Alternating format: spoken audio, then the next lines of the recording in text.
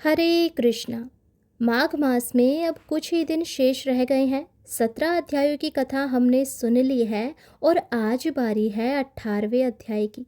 पिछले अध्याय में हमने सुना था कि कैसे एक अप्सरा द्वारा दिए गए माघ स्नान के पुण्य फल को प्राप्त करके एक राक्षस को मोक्ष की प्राप्ति हुई।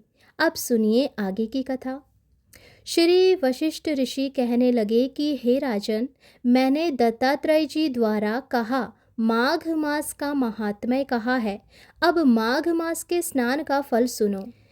हे परम तप, माघ स्नान सब यज्ञों, व्रतों और तपों का फल देने वाला है। माघ मास में स्नान करने वाले स्वयं तो स्वर्ग में जाते ही हैं, उनके माता पिता और दोनों के कुलों को भी स्वर्ग की प्राप्ति होती है। जो माघ में सूर्य उदय के समय नदी आदि में स्नान करता है, उसके माता पिता के 7 कुलों की पीढ़ी स्वर्ग को प्राप्त होती है। माघ मास में स्नान करने वाले दुराचारी और कुकर्मी मनुष्य भी पापों से मुक्त हो जाते हैं और इस मास में हरि का पूजन करने वाले पाप समुदाय से छूटकर भगवान के सदृश शरीर वाले हो जाते हैं। यदि कोई आलस से भी माघ में स्नान करता है तो उसके भी सब पाप नष्ट हो जाते हैं। जैसे गंधर्व कन्याएं राजा के श्राप से भयंकर कल को भोगती हुई लोमश ऋषि के वचन से माघ में स्नान करने से पापों से छूट गई। यह वार्ता सुनकर राजा दिलीप विनय से पूछने लगे कि हे गुरुदेव, ये कन्याएं किसकी थी? उनको कब और कैसे श्राप मिला? उनके नाम क्या थे? ऋषि के वाक्य से कैसे श्राप मुक्त हुई और उन्होंने कहाँ पर स्नान किया? आप विस्तार पूर्वक सब कथा कहिए। तब वशिष्ठ ऋषि कहने लगे कि हे राजन, जैसे अरणि से स्वयं अग्नि उत्पन्न होती है, वैसे ही यह कथा धर्म और संतान उत्पन्न करती है। हे राजन, सुख संगीत नामक गंधर्व की कन्या का नाम विमोहिनी था। सुशीला तथा स्वर वेदी की सुंबरा, चंद्रकांत की सुतारा तथा सुप्रभा की कन्या चंद्रिका, ये 5 सब समान आयु वाली तथा चंद्रमा के समान कांति वाली और सुंदर थी। जैसे रात्रि को चंद्रमा शोभामान होता है, वैसे ही पुष्प की कलियों के समान खिली हुई यह अप्सराएं थी। ऊंचे पयोधर वाली पद्मिनी, वैशाख मास की कामिनी, यौवन दिखाती हुई नवीन पत्तों वाली लता के सदृश गोरे रंग, सोने के सदृश चमकती हुई और सोने के अलंकारों से सुशोभित सुंदर वस्त्र धारण किए हुए, अनेक प्रकार के गाने और वीणा अथवा बांसुरी तथा दूसरे बाजे बजाने में प्रवीण और ताल स्वर तथा नृत्य कला में निपुण थी। इस प्रकार वे कन्याएं क्रीड़ा करती हुई कुबेर के स्थान में विचरती थी।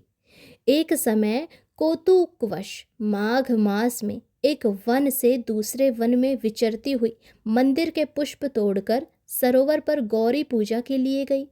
स्वच्छ जल के सरोवर में स्नान करके वस्त्र धारण कर मौन हो बालों मिट्टी की गौरी बनाकर चंदन, कपूर, कुमकुम और सुंदर कमलों से उपचार सहित पूजन करके ये 5 कन्याएं ताल नृत्य करने लगी।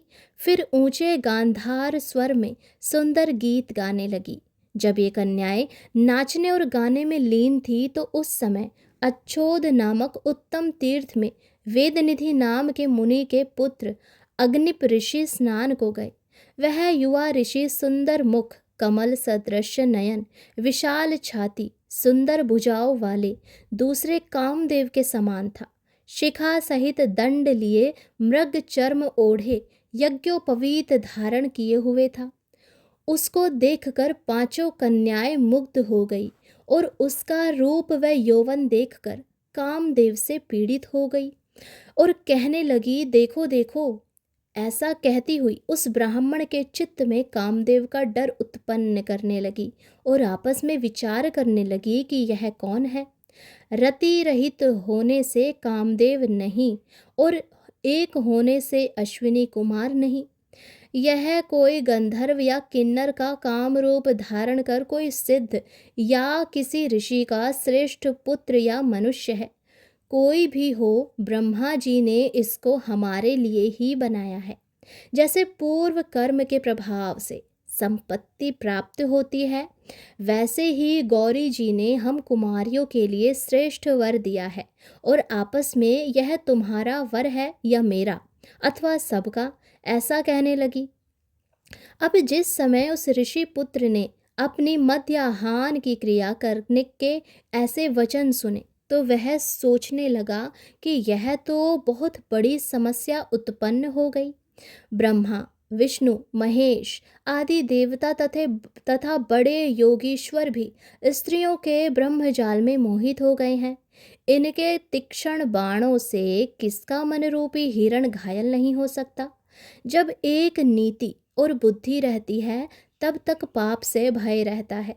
जब तक कि गंभीरता रहती है, यम विधि का पालन होता है, तब तक मनुष्य स्त्रियों के काम रूपी बाणों से बींधा नहीं जाता।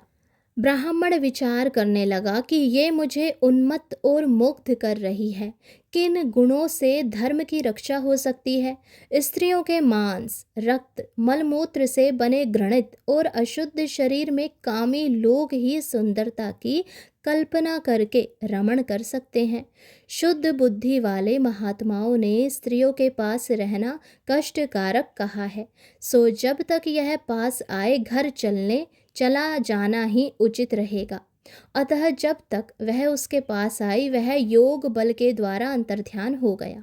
ऋषि पुत्र के ऐसे अद्भुत कर्म देखकर वह चकित होकर डरी हुई चारों ओर देखने लगी और आपस में कहने लगी कि क्या यह इंद्र का जाल था जो देखते देखते विलीन हो गया।